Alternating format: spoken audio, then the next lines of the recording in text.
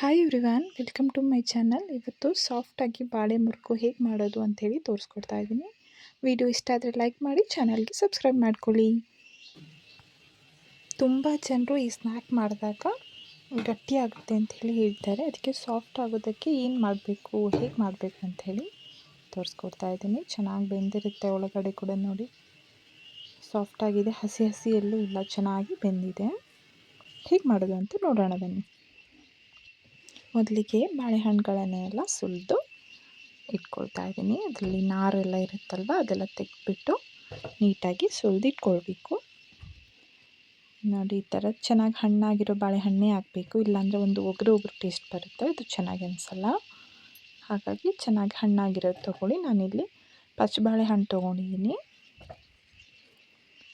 ಎಲ್ಲವನ್ನು ಕೂಡ ಸಿಪ್ಪೆ ಬಿಡಿಸ್ಬಿಟ್ಟು ನಾರೆಲ್ಲ ತೆಗೆದು ರೆಡಿ ಮಾಡಿ ಇಟ್ಕೊಳ್ಬೇಕು. ಎಲ್ಲವನ್ನು ಕೂಡ ಬಿಡಿಸ್ತಾ ಇದ್ದೀನಿ. ಈ ಸ್ವಲ್ಪ ಹೋಗ್ಬಿಟ್ಟಿದೆ.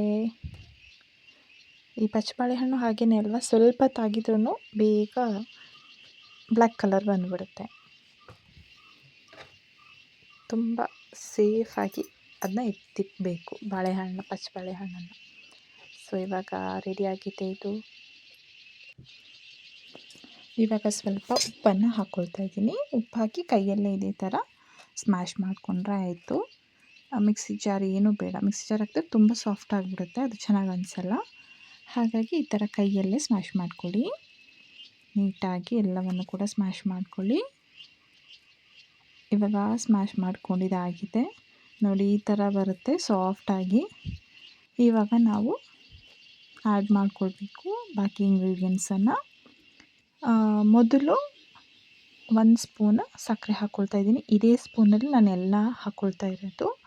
ಮತ್ತು 2 ಸ್ಪೂನ್ ಗೋಧಿ ಹಿಟ್ಟು ಹಾಕ್ಕೊಳ್ತಾ ಇದ್ದೀನಿ. ಇದೇ ಇಂಪಾರ್ಟೆಂಟ್ ಥಿಂಗ್ ಏನು ಅಂತ ಹೇಳಿದ್ರೆ, ಬರೀ ಅಕ್ಕಿ ಹಿಟ್ಟು ಹಾಕಿದ್ರೆ ಗಟ್ಟಿಯಾಗಿಬಿಡುತ್ತೆ ಅದು. ಹಾಗಾಗಿ ಗೋಧಿ ಹಿಟ್ಟನ್ನು ಕೂಡ ಇಂಪಾರ್ಟೆಂಟಾಗಿ ಹಾಕಲೇಬೇಕು. ಇವಾಗ ನಾನು ಅಕ್ಕಿ ಹಿಟ್ಟನ್ನು ಹಾಕ್ಕೊಂಡೆ. ಮೊದಲು 1 ಸ್ಪೂನ್ ಸಕ್ಕರೆ, 2 ಸ್ಪೂನ್ ಗೋಧಿ ಹಿಟ್ಟು, 1 ಸ್ಪೂನ್ ಅಕ್ಕಿ ಹಿಟ್ಟು, ಇದೇ ಕನ್ಸಿಸ್ಟೆನ್ಸಿಯಲ್ಲಿ ಹಾಕ್ಕೊಳ್ಬೇಕು. ಸಪೋಸ್ ತುಂಬ ಸಾಫ್ಟ್ ಆಯಿತು ಅಂತ ಹೇಳಿದ್ರೆ ಮತ್ತೆ ಗೋಧಿ ಹಿಟ್ಟನ್ನೇ ಹಾಕ್ಕೊಳ್ಳಿ ಹೊರತು ಅಕ್ಕಿ ಹಿಟ್ಟನ್ನು ಜಾಸ್ತಿ ಹಾಕಬೇಡಿ. ಅಕ್ಕಿ ಹಿಟ್ಟು ಜಾಸ್ತಿ ಹಾಕಿದರೆ ಅದು ಗಟ್ಟಿ ಆಗುತ್ತೆ, ಆಮೇಲೆ ಮತ್ತು ಎಣ್ಣೆನ ಜಾಸ್ತಿ ಅಬ್ಸರ್ವ್ ಮಾಡುತ್ತೆ. ಹಾಗಾಗಿ ಅಕ್ಕಿ ಹಿಟ್ಟನ್ನು 1 ಸ್ಪೂನ್ ಬಳಸಿದರೆ ಸಾಕು. ನಾನು ತೊಗೊಂಡಿರೋ ಅಳತೆಗೆ 1 ಸ್ಪೂನ್ ಸಾಕು. ನೀವು ಎಷ್ಟು ಬಾಳೆಹಣ್ಣು ತೊಗೊಳ್ತೀರೋ ಅದ್ರ ಮೇಲೆ ಹೆಚ್ಚು ಕಮ್ಮಿ ಮಾಡ್ಕೊಳ್ಳಿ. ಇವಾಗ ನಾನು ಸ್ವಲ್ಪ ಮತ್ತೆ ಗೋಧಿ ಹಿಟ್ಟನ್ನು ಆ್ಯಡ್ ಮಾಡ್ಕೊಳ್ತಾ ಇದ್ದೀನಿ. ಯಾಕೆಂತ ಹೇಳಿದ್ರೆ ಸ್ವಲ್ಪ ತೇಳುವಾಗ್ಬಿಡ್ತು, ಹಾಗಾಗಿ ಇವಾಗ ನೀಟಾಗಿ ಮಿಕ್ಸ್ ಮಾಡ್ಕೊಳ್ಬೇಕು. ತುಂಬ ಗಟ್ಟಿನೂ ಬೇಡ, ತುಂಬ ಹದವಾಗಿನೂ ಬೇಡ, ಒಂದು ಮೀಡಿಯಮ್ಗೆ ಇದ್ದರೆ ಸಾಕು. ನೋಡಿ, ಈ ಥರ ಮಿಕ್ಸ್ ಮಾಡ್ಕೊಳ್ತಾ ಇದ್ದೀನಿ. ಅದೇ ಸ್ವಲ್ಪ ತೆಳು ಅಂತ ಹೇಳಿದ್ರೆ ನಾನು ಯಾವಾಗಲೇ ಹೇಳಿದೆಲ್ಲ, ಅದಕ್ಕೆ ಪುಡಿ ಮಿಕ್ಸ್ ಮಾಡಿಕೊಂಡ್ರೆ ಆಯಿತು, ಮತ್ತು ಗೋಧಿ ಹಿಟ್ಟನ್ನೇ ಮಿಕ್ಸ್ ಮಾಡಿಕೊಂಡ್ರೆ ಆಯಿತು. ಇವಾಗ ಏಲಕ್ಕಿ ಕಾಳುಗಳನ್ನು ಹಾಕ್ಕೊಳ್ತಾ ಇದ್ದೀನಿ, ಹಾಗೆ ಬಿಳಿ ಎಳ್ಳನ್ನು ಕೂಡ ಹಾಕ್ಕೊಳ್ತಾ ಇದ್ದೀನಿ. ನೀವು ಬೇಕಿದ್ದರೆ ಕಪ್ಪು ಎಳ್ಳು ಬೇಕಿದ್ರೆ ಯೂಸ್ ಮಾಡ್ಬೋದು. ನಾನು ಬಿಳಿ ಎಳ್ಳನ್ನೇ ತೊಗೊಂಡಿದ್ದೀನಿ. ಮತ್ತು ಸ್ವಲ್ಪ ತೆಂಗಿನ ತುರಿಯನ್ನು ಆ್ಯಡ್ ಮಾಡ್ಕೊಂಡು ಮಿಕ್ಸ್ ಮಾಡ್ಕೊಳ್ತಾ ಇದ್ದೀನಿ. ಚೆನ್ನಾಗಿ ಮಿಕ್ಸ್ ಮಾಡ್ಕೊಳ್ಬೇಕು. ಮತ್ತು ಸಕ್ಕರೆ ಕೂಡ ಅಷ್ಟೇ, ನಿಮಗೆ ಜಾಸ್ತಿ ಬೇಕು ಅಂತ ಹೇಳಿದ್ರೆ ಸ್ವಲ್ಪ ಜಾಸ್ತಿ ಆ್ಯಡ್ ಮಾಡ್ಕೊಳ್ಳಿ. ನಾನಿಲ್ಲಿ ಮೊದಲು ಸಕ್ಕರೆ ಪುಡಿನೇ ತೊಗೊಂಡಿದ್ದು, ವೈಟ್ ಶುಗರನ್ನೇ ನೀವು ಯೂಸ್ ಮಾಡಬಹುದು. ನೀಟಾಗಿ ಮಿಕ್ಸ್ ಮಾಡ್ಕೊಳ್ತಾ ಇದ್ದೀನಿ. ನೋಡಿ, ಸ್ವಲ್ಪ ಬಾಳೆ ಅಲ್ಲಲ್ಲಿ ಕಾಣಿಸ್ತಾ ಇದೆ, ಅದು ಸಾಫ್ಟಾಗಿರುತ್ತೆ, ಬೆಂದಮೇಲೆ ತುಂಬ ಚೆನ್ನಾಗಿರುತ್ತೆ.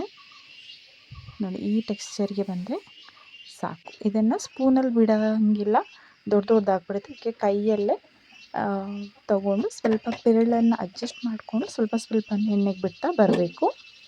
ಎಣ್ಣೆ ಚೆನ್ನಾಗಿ ಕಾದ ಮೇಲೆ ಹಾಕ್ಕೊಳ್ಳೋಣ. ಇವಾಗ ಎಣ್ಣೆ ಕಾದಿದೆ, ಹಾಕ್ಕೊಳ್ತಾ ಇದ್ದೀನಿ. ನೋಡಿ,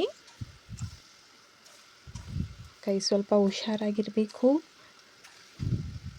ಈ ಥರ ಎಣ್ಣೆಗೆ ಬಿಡ್ತಾ ಇದ್ದೀನಿ, ಬೋಂಡದ ಥರ ಸ್ವಲ್ಪ ಸ್ವಲ್ಪ ಚಿಕ್ಕ ಚಿಕ್ಕದಾಗಿ ಎಣ್ಣೆಗೆ ಬಿಟ್ಟರೆ ಸಾಕು.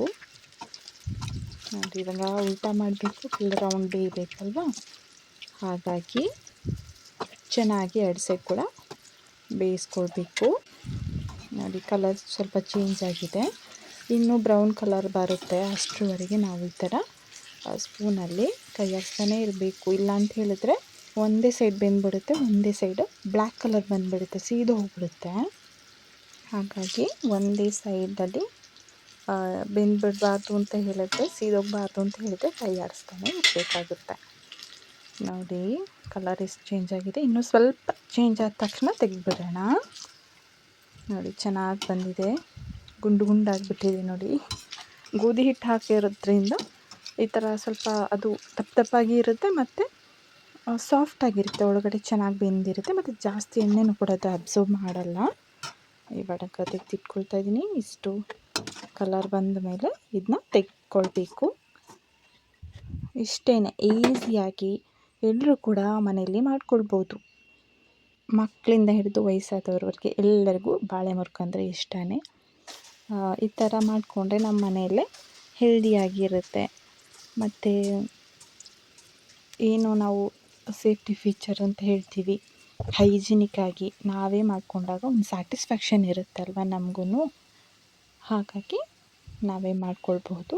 ಹಾಗೆ ಗಟ್ಟಿಯಾಗಿಯೇ ಆಲ್ಮೋಸ್ಟ್ ಎಲ್ಲರೂ ಬಾಳೆ ಮುರುಕು ಮಾಡಿದಾಗ ಅಕ್ಕಿ ಹಿಟ್ಟು ಮತ್ತು ಬಾಳೆಹಣ್ಣನ್ನೇ ಯೂಸ್ ಮಾಡ್ತಾರೆ ಅಷ್ಟೇ. ಹಾಗಾಗಿ ಸ್ವಲ್ಪ ಗೋಧಿ ಹಿಟ್ಟನ್ನು ಕೂಡ ಆ್ಯಡ್ ಮಾಡೋದ್ರಿಂದ ಸಾಫ್ಟಾಗಿ ಬರುತ್ತೆ. ನೋಡಿ ಎಷ್ಟು ಚೆನ್ನಾಗಿ ಬಂದಿದೆ ಅಂತ. ಚೆನ್ನಾಗಿ ಬೆಂದಿದೆ, ಸಾಫ್ಟಾಗಿ ಕೂಡ ಇದೆ. ತಣ್ಣಗಾದ ಮೇಲೂ ಕೂಡ ಒಂದು ನಾರು ಥರ ಆಗಲ್ಲ, ಇದು ಸಾಫ್ಟಾಗೇ ಇರುತ್ತೆ. ಅಕ್ಕಿ ಹಿಟ್ಟಲ್ಲಿ ಬರೀ ಅಕ್ಕಿ ಹಿಟ್ಟಲ್ಲಿ ಮಾಡೋದ್ರಿಂದ ಗಟ್ಟಿಯಾಗಿಬಿಡುತ್ತೆ, ಆಮೇಲೆ ತಿನ್ನೋಕ್ಕೆ ಆಗಲ್ಲ ಅದು. ಮತ್ತು ಗೋಧಿ ಹಿಟ್ಟು ಆ್ಯಡ್ ಮಾಡಿರೋದ್ರಿಂದ ಚೆನ್ನಾಗಿ ಬರುತ್ತೆ. ನೋಡಿ ಎಷ್ಟು ಚೆನ್ನಾಗಿದೆ ಅಂತ. Thank you for watching.